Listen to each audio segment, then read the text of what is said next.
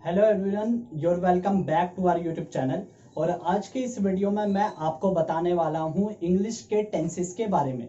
तो ये पूरी सीरीज मैं आपके लिए लेके आया हूं जिसमें मैं आपको टेंस की प्रॉपर क्लियरिटी दूंगा। उसके बाद में जो भी ग्रामेटिकल एस्पेक्ट्स होंगे वो मैं आपको एक एक करके वीडियो में क्लियर करवाऊंगा।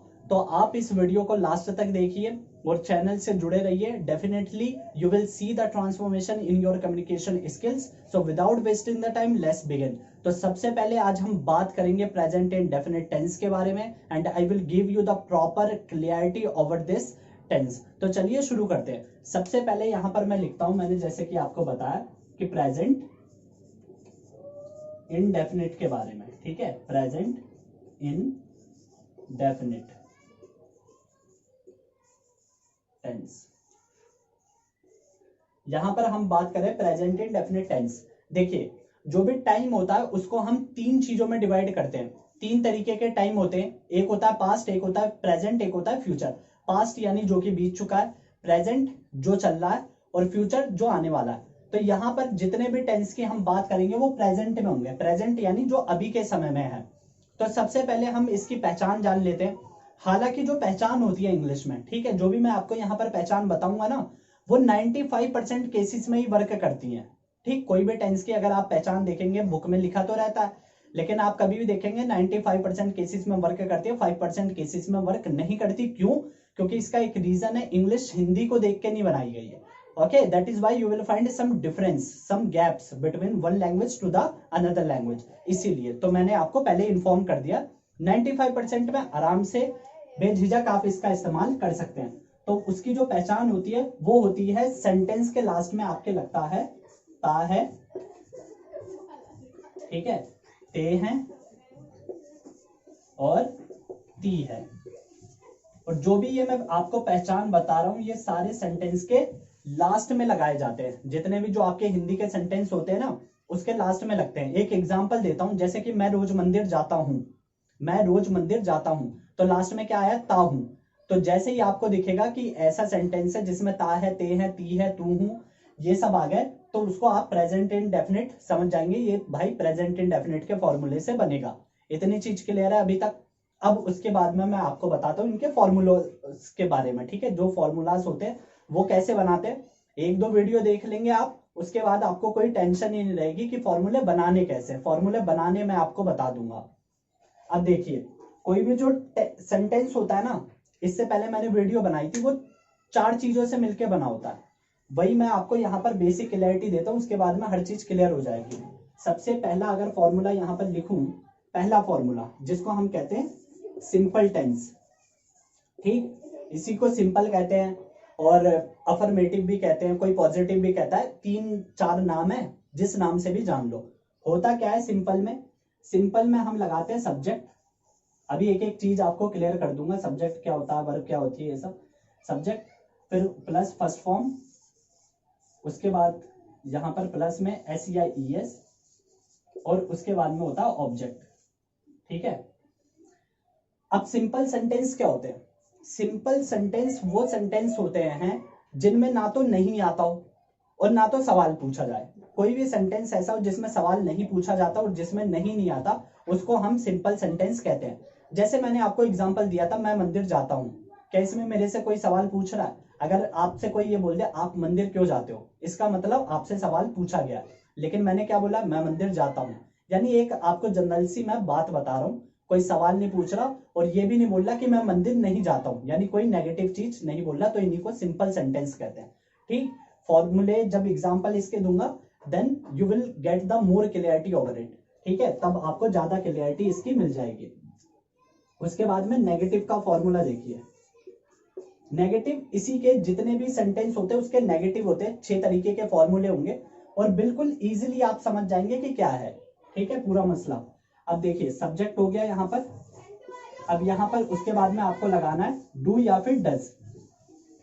डू या फिर डज लगाते हैं। उसके बाद में आता है नॉट, उसके बाद में फर्स्ट फॉर्म, और उसके बाद में ऑब्जेक्ट। ठीक, तो यहां पर पहले मैं आपको एक बार एक्सप्लेन कर दूं कि सब्जेक्ट क्या होता है, हेल्पिंग वर्ब क्या होती है, नॉट क्या है, फर्स्ट फॉर्म क्या है, ऑब्जेक्ट क्या है। देखिए, सब्जेक्ट वो चीज है जो काम को करता है, यानी कर्ता, काम को करने वाला। किसी भी सेंटेंस की अगर आप बात करेंगे उसमें कोई ना कोई सब्जेक्ट होता है।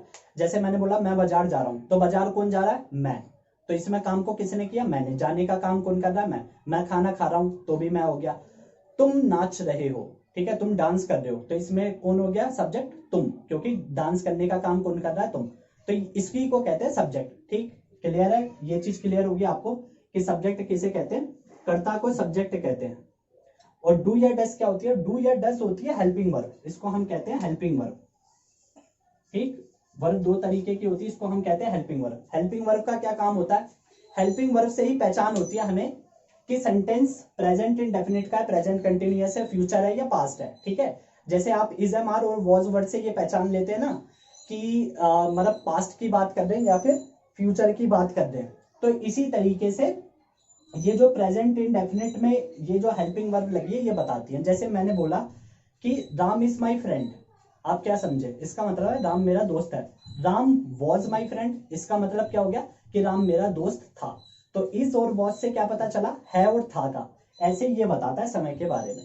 ठीक, ये बता रहा आपको इंडेफिनिट का। इसी की जगह अगर इज एम आर कर दूंगा ना तो वो कंटिन्यूअस हो जाएगा, यानी मैं बाजार जा रहा हूं। अभी मैं क्या बोल रहा हूं? मैं बाजार जाता हूं। ठीक, ये चीज है।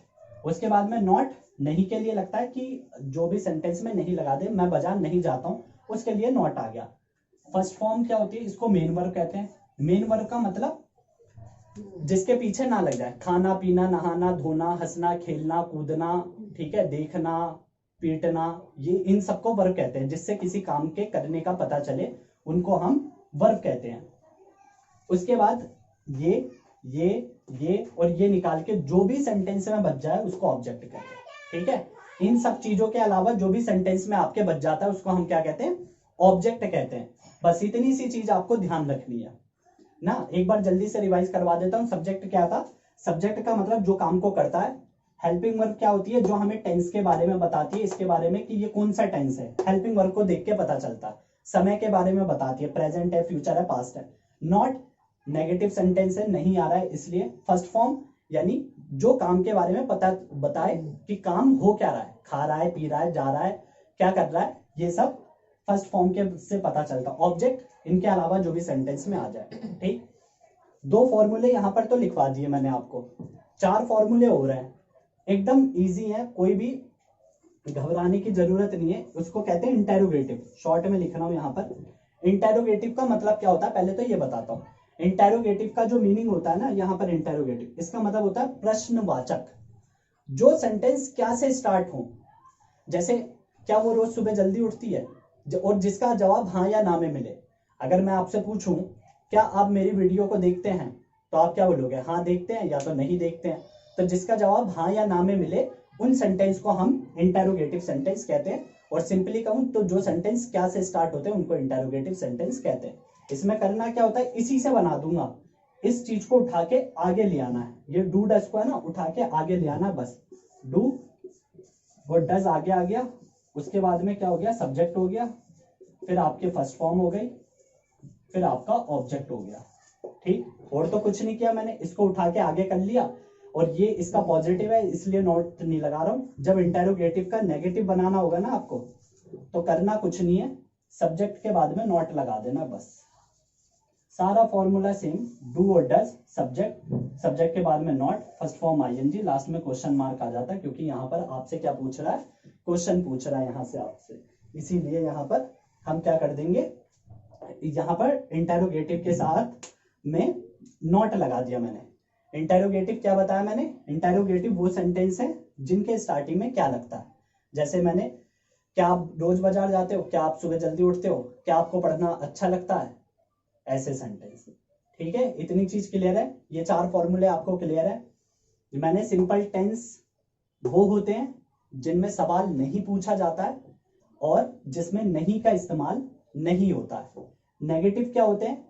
जिसमें सवाल नहीं पूछा जाएगा लेकिन नहीं का इस्तेमाल होता है। इंटेरोगेटिव क्या होते हैं? जिसके स्टार्टिंग में क्या लगाओ, क्या आप बाजार जाते हो, और जिसका जवाब हमें हाँ या ना में मिलता हो। इंटेरोगेटिव नेगेटिव क्या है? इसी का नेगेटिव वर्जन है, सब्जेक्ट के बाद में नॉट लगा देना, खत्म। ठीक, 4 फॉर्मूले हो गए क्लियर? बिल्कुल। ये भी बता दिया सब्जेक्ट क्या होता है, डू या डज भी बता दिया, नॉट भी बता दिया, वर्ब भी बता दी। इनके अलावा जो बच जाए उसको ऑब्जेक्ट कहते हैं। ये सब आपको क्लियर कर दिया। एक चीज अभी नहीं बताइए, फर्स्ट फॉर्म में एस या ई एस कब लगाते हो, डू या डस कब लगाना है हमें। ठीक, देखो डू लगता है प्लूरल के साथ, जब भी ये जो काम को करने वाला है ना करता, ये एक से ज्यादा होंगे तो डू लगा देंगे, और जब एक होगा, सिर्फ एक इंसान होगा, तो डस लगा देंगे। जैसे मैंने बोला राम मंदिर जाता है, तो मंदिर जाता है राम, वो एक ही है, तो Ram goes to the temple, यानी एस या ई एस लगाना है। जैसे मैं एग्जांपल देता हूं नेगेटिव का ही, Ram does not go to the temple. ठीक, राम जो है क्या है, सिंगुलर है, इसलिए सिंगुलर के साथ मैंने क्या बताया आपको, ये वाला, ये सिंगुलर के साथ बताया, और ये बताया आपको प्लूरल के साथ। प्लूरल यानी बहुवचन, सिंगुलर यानी एक वचन। मैंने बोला Ram does not go to the market, यानी Ram does not, first form go, और टू द मार्केट ये हो गया ऑब्जेक्ट। और उसी के बाद में अगर राम एंड श्याम कर दूं, एक से ज्यादा हो जाएंगे, तो Ram and Shyam do not आएगा, तब वहां पर डू लगा देंगे और नॉट लगा के Ram and Shyam do not go to the market. ठीक है, इतनी चीज आपको क्लियर हो गई होगी। अब इसके बाद में मैं आपको बताता हूँ WH फैमिली। ठीक है, एक WH फैमिली भी होती है, जिसको अलग से बता दूंगा तो आपको ज्यादा क्लियर हो जाएगा। तो इसको पहले मैं एक क्या करता हूँ, आप पहले यहीं पर लिख देता हूं मैं नीचे की तरफ। WH फैमिली होती है, WH फैमिली में भी है ना सवाल पूछे जाते हैं। ठीक है, WH फैमिली में भी सवाल पूछे जाते हैं। अब आपका ये सवाल होगा कि अगर इसमें भी सवाल पूछ रहे हैं, इसमें भी सवाल पूछ रहे हैं, तो दोनों में डिफरेंस क्या है। अभी आपको बताता हूँ कि दोनों में डिफरेंस क्या है। इसमें करना कुछ नहीं है, इसके आगे बस WH फैमिली का वर्ड आ जाता है, बाकी फॉर्मूला सेम रहता है। WH फैमिली का वर्ड लगाओगे, बाकी सारा फॉर्मूला सेम है, do does plus subject plus first form और प्लस ऑब्जेक्ट। ठीक, और जब इसका नेगेटिव बनाना होगा WH फैमिली का ही, क्या करोगे आप, सब्जेक्ट के बाद में नॉट लगा दोगे। ठीक, जब भी इसका क्या बनाना होगा कि नेगेटिव आपको बनाना होगा, तो आपको क्या करना है कि इसके WH फैमिली में आप नॉट यहां पर लगा देंगे। अब दोनों में फर्क क्या होता है, देखो अब दोनों में पहले फर्क बता देता हूं, उसके बाद में हम फॉर्मूले पे आएंगे स्टार्टिंग। या आप आराम से आप देख के वीडियो को पॉज करके यहाँ पर पहले नोट डाउन कर लेना, फिर मैं आपको अब क्लैरिटी देता हूँ एग्जैक्टली कि होता क्या क्या है सिस्टम। सिंपल आ गया समझ में, नेगेटिव आ गया, इंटेरोगेटिव बता दिया। इंटेरोगेटिव वो सेंटेंस होते हैं जिनके स्टार्टिंग में क्या लगा होता है और जिनका जवाब आपको हाँ या ना में मिले। जैसे क्या आप रोज सुबह जल्दी उठते हैं, हाँ मैं रोज सुबह जल्दी उठता हूँ। ठीक है, WH फैमिली क्या होते हैं, जब सवाल पूछने वाला शब्द सेंटेंस के बीच में आ जाए। जैसे कि आप मंदिर क्यों जाते हैं, अब क्यों एक सवाल का पता चल रहा है इससे कि आपसे कोई सवाल पूछा जा रहा है, या आप मंदिर कहाँ जाते हैं। ठीक, आप मंदिर किसके साथ जाते हैं, ये सारे सवाल हैं। सवाल का जब भी पता चलेगा जिन शब्दों से, उन्हीं को WH फैमिली के वर्ड कहते हैं। और WH फैमिली का जो इस्तेमाल होता है वो हमेशा क्वेश्चन पूछने के लिए होता है। ठीक, और इनका जो जवाब मिलेगा वो आपको कोई ना कोई रीजन देके देना पड़ेगा, हाँ या ना में नहीं दोगे आप, कोई प्रॉपर रीजन दोगे। जैसे मैंने बोला आप मंदिर क्यों जाते हो, तो आप बताओगे कि ठीक है मुझे पूजा करनी होती है या भगवान में मेरी आस्था है, that is why I go to the temple daily, इसीलिए मैं टेम्पल रोज जाता हूँ।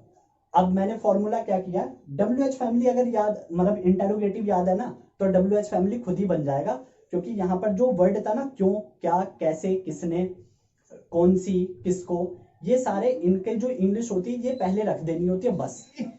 ठीक है, जैसे मैंने बोला कि do you go to the temple, क्या आप मंदिर जाते हो, और उसके बाद में मैंने WH फैमिली में क्या लगा दिया, why do you go to the temple, कि आप मंदिर क्यों जाते हो।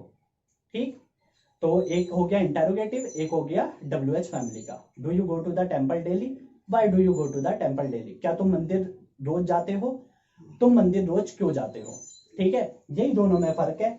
यहाँ पर एक बार फॉर्मूला उतार लेंगे, और यहाँ पर थोड़ी स्टार्टिंग में ये रहता है कि हल्की, मतलब आधी चीजें समझ आती हैं आधी नहीं, क्योंकि एक दो करोगे ना उसके बाद में मैं आपको बता रहा हूँ एकदम प्रॉपर क्लियर हो जाएगा। जितनों को मैंने बताया एकदम क्लियरिटी के साथ बताया, हर चीज क्लियर हो जाएगी आपको। बस ये डू डज का आपको साइड में एक लिखवा देता हूँ ताकि ये याद रखना। ठीक है, डू लगता है प्लूरल के साथ यानी बहुवचन, और डज लगेगा सिंगुलर के साथ। और ऐसे ही एस या ई एस का फॉर्मूला होता है। एस या ई एस आपको तब लगाना होता है जब आपका सब्जेक्ट सिंगुलर हो। ठीक, ये अभी बताऊंगा, ये फॉर्मूले आप लिख लो। ठीक, तो अभी मैं आपको ये रफ कर देता हूँ, उसके बाद में मैं आपको सेंटेंस आपको फॉर्मूले के अकॉर्डिंग मैं आपको बताते रहूंगा। आप नोटबुक में अपने देखते रहना कि मैं फॉर्मूले कैसे अप्लाई करता हूँ सेंटेंस में। एक एक करके एग्जांपल देता हूँ, ध्यान से समझना, हर चीज क्लियर हो जाएगी आपको। ठीक, वो तो मैंने फॉर्मूले बताया, अभी आपको क्लियरिटी नहीं दी है। फॉर्मूले बता दिए कि कौन सा शब्द किसके लिए होता। अब बताता हूँ अप्लाई कैसे करते हैं। पहला सेंटेंस लिख रहा हूँ यहाँ पर, मैंने बोला एक दूसरा सेंटेंस लेते हैं, जैसे मैं तो आपको बता रहा हूँ कि मैं बाजार जाता हूँ, सिंपल हो गया। एक दूसरा ले लेते हैं कि मैंने बोला हम रोज पढ़ते हैं, हम रोज पढ़ते हैं। इसको कहते हैं सिंपल सेंटेंस, इसको कहते हैं, एस बना देता हूं, वो SIM, सिंपल। इसको कहते हैं हम सिंपल सेंटेंस। क्यों? क्योंकि इसमें एक तो कोई सवाल नहीं पूछ रहा, मैंने आपसे ये थोड़ी पूछा आप क्यों पढ़ते हो, कहाँ पढ़ते हो, ये तो नहीं पूछा मैंने आपसे। ये भी नहीं पूछा क्या आप पढ़ते होगे या नहीं भी पढ़ते होगे, ये नहीं पूछ रहा मैं आपको बस ये बता रहा हूँ कि हम रोज पढ़ते हैं। मैंने अपनी कोई चीज आपको बता दी, सिंपल है ना, तो नहीं का इस्तेमाल किया, नहीं भी नहीं बोल रहा हूँ, तो इसी को सिंपल सेंटेंस कहते हैं। और पहचान आपको बताई थी ना सेंटेंस के लास्ट में, इसी से पता चल जाता है कि प्रेजेंट इंडेफिनिट है। सबसे पहले क्या करना होता है, इसी पीछे वाले को देख के पहचानना होता है टेंस कौन सा। आपको पता चल गया प्रेजेंट इंडेफिनिट है, उसके बाद में देखना होता है सिंपल है, नेगेटिव है, इंटेरोगेटिव है या WH फैमिली है। तो सिंपल सा फॉर्मूला ये है, आप ये देख लो कोई सवाल तो नहीं पूछ रहा। जैसे ही आपके माइंड में ये आ गया कि कोई सवाल नहीं पूछ रहा है, उसके बाद आपके जो interrogative negative WH family plus negative थे, ये चारों फॉर्मूले कट हो जाते हैं कि भाई इनमें से तो नहीं है। बचा नेगेटिव में ये देख लो नहीं तो नहीं लिखा है, नहीं लिखा ही नहीं है, बस सिंपल ही बचेगा। बस वो फॉर्मूला निकालो आप और अप्लाई करो। सबसे पहले मैं क्या बता रहा था आपको, सब्जेक्ट होता है उसमें, सब्जेक्ट की पहचान करनी होती है। तो सब्जेक्ट क्या है, हम, क्योंकि पढ़ता कौन है, मैंने बताया ना आपको, जो काम को करता है वो सब्जेक्ट होता है, पढ़ता कौन है, हम, तो हम की इंग्लिश वी। ठीक, अब इसके बाद में आएगा वर्ब लिखी है, ठीक है, डू या डस होती है नेगेटिव में, और अभी हम सिंपल की बात कर रहे हैं, तो यहाँ पर सब्जेक्ट के बाद में फर्स्ट फॉर्म आती है। फर्स्ट फॉर्म पढ़ते यानी स्टडी। ठीक, पढ़ने को स्टडी कहते हैं। रीड और स्टडी में फर्क होता है, रीड का मतलब किताब को बस आपने रीड कर लिया, स्टडी यानी ध्यान से पढ़ रहे हैं, याद व्याद भी कर रहे हैं, ऐसे। ठीक, वी स्टडी। अब उसके बाद में ना S या ES लिखा है फॉर्मूले में तो ये चीज मैं आपको समझा रहा था। यहां पर सब्जेक्ट, ये बताओ पहले सब्जेक्ट क्या है, एक है या एक से ज्यादा है, आप बताओ मुझे। एक से ज्यादा है, क्योंकि हम है, हम का मतलब एक से ज्यादा। तो जब भी हम आएगा ना, ठीक है, एक से ज्यादा हो गए, हम या वे सभी, हम सभी, वे मतलब ये सभी, एक से ज्यादा जब भी होंगे तो इसके बाद में S या ES नहीं लगता है। ठीक है, जब सिंगुलर होंगे तो लगेगा। एक एग्जांपल अभी दे दूंगा, क्लियर हो जाएगा। ये समझ आ गया, ये क्या है, प्लूरल है, यानी बहुवचन है, एक से ज्यादा है, इसलिए मैं इसके साथ में वर्ब के साथ में S या ES नहीं लगाऊंगा, बस लिख दूंगा वी स्टडी। और उसके बाद में ऑब्जेक्ट लिखवाया मैंने। ऑब्जेक्ट क्या होता है, इनके बाद जो बच जाता है ये रोज, daily, we study daily. Clear है इतनी सी बात। अब दूसरा इसी का एग्जांपल देता हूं, जिसमें S या ES का एग्जांपल ले लेंगे। जैसे मैंने बोला कि राम रोज बाजार जाता है। ये भी सिंपल का एग्जाम्पल है, ठीक है, ये भी किसका एग्जाम्पल है, सिंपल का एग्जाम्पल है कि राम जो है वो रोज बाजार जाता है।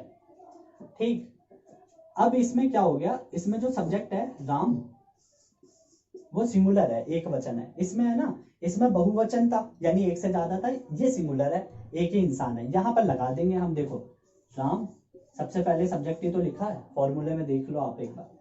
ठीक, तो राम, फिर उसके बाद में जो वर्ब होती है ना वो हमेशा पीछे होती है, ये ध्यान रखना। एक चीज और बता दी मैंने, जो वर्ब होती है वो पीछे की तरफ आपको मिलती है।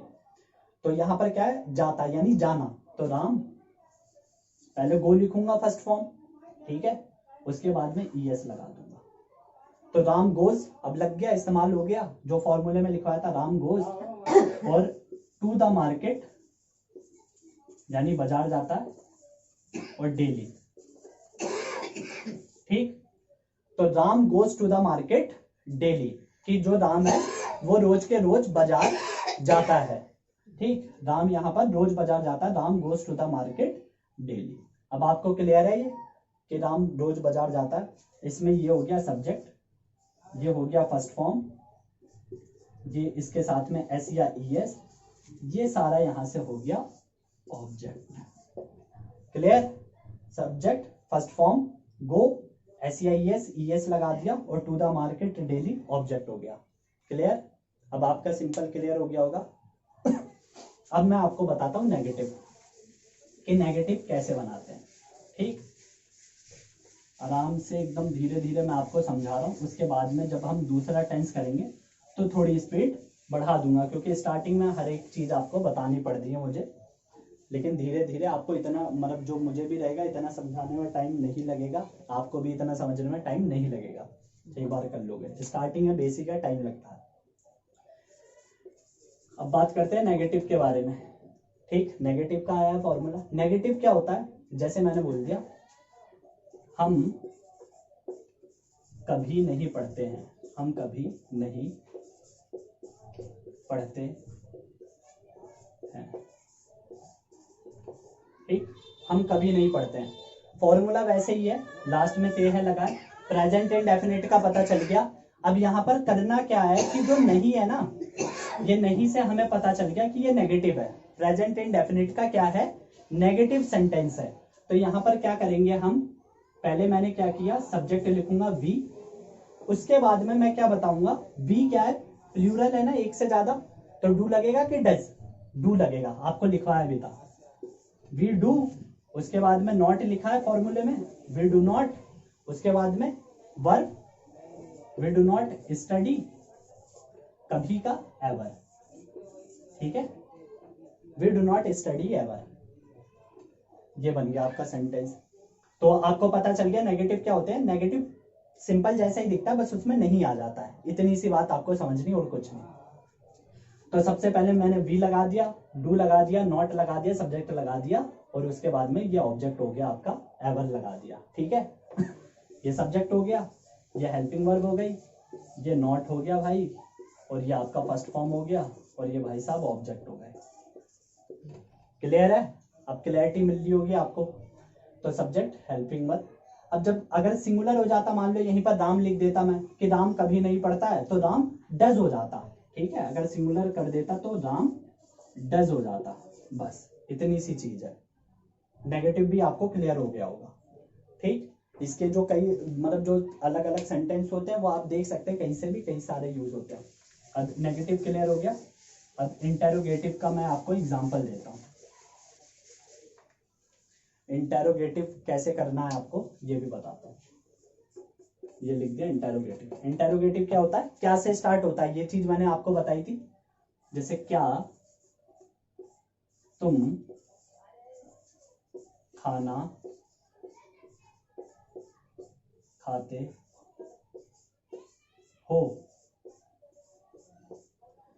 क्या तुम खाना खाते हो, सवाल पूछ रहा है क्या तुम खाना खाते हो, आप क्या बोलोगे, हाँ या ना में जवाब दोगे। हाँ मैं खाना खाता हूँ, या नहीं मैं खाना नहीं खाता। ठीक है, पहले आपको हाँ या ना ही बोलना होगा, ये पहचान होती है। स्टार्टिंग में क्या आ जाए, बीच में क्या आएगा तो WH फैमिली हो जाएगा। कंफ्यूजन नहीं होनी चाहिए आपको, बीच में अगर जब भी आएगा तो वो क्या हो जाता है कि WH फैमिली हो जाता है। इसीलिए आपको स्टार्टिंग में क्या अगर आ जाए तो वहां पर जो इंटेरोगेटिव होता है। अब देखना, क्या तुम खाना खाते हो, सबसे पहले क्या लगा, डू या डज लगाना। डू या डज कैसे लगाएंगे, सब्जेक्ट को देख के। सब्जेक्ट क्या है, तुम यानी यू। यू को इंग्लिश क्या मानती है, यू को इंग्लिश जो मानती है वो प्लूरल मानती है। ठीक है, यू को हमेशा इंग्लिश क्या मानती है, प्लूरल मानती है। तो इसका मतलब प्लूरल है तो डू आएगा, यानी बहुवचन मानती है इंग्लिश। डू, क्या तुम खाना खाते हो, do you eat, do you eat the food लिख दो, या डू यू ईट पे भी ठीक ही है। डू यू ईट, क्या तुम खाना खाते हो, do you eat the food, ये भी प्रॉपर है।